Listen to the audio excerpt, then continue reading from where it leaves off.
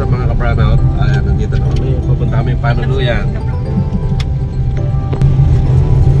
Hindi na kasi ayan. Daan na rin sa Panuluyan.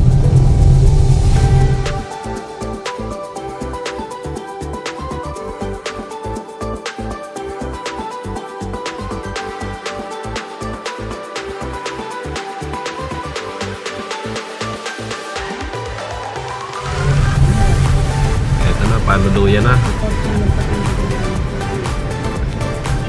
In 600 meters, turn right.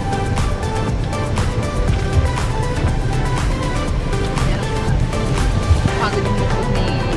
Ang pagod yung likod. Ayan. Mapagod na kasama namin. Oo. So yun, it's that. Sarado pala rin, sarado. Picture nila lang ako. Sarado, Panuluyan. Oh, 1, 2, 3.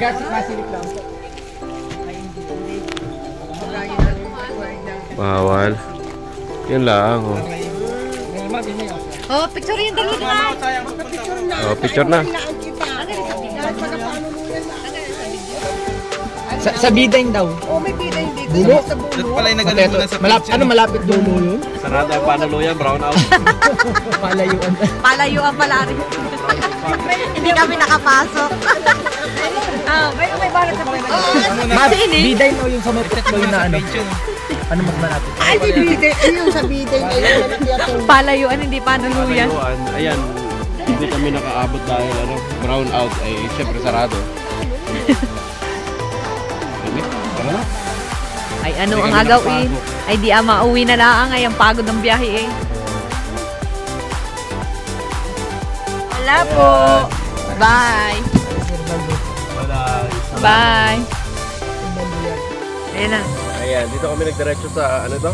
Bidine. Bidine. Dito sa Bolo, Torreon, Marinduque. May kuryente na. May kuryente na. May tugtog.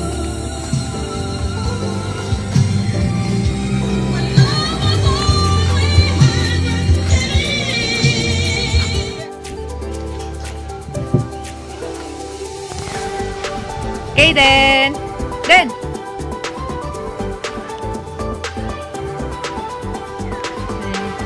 Maganda din eh. Maganda, malaki ang ano. Sabi ko. Si Sir Bandong, yung mga friend ni Sir Bando ay oh.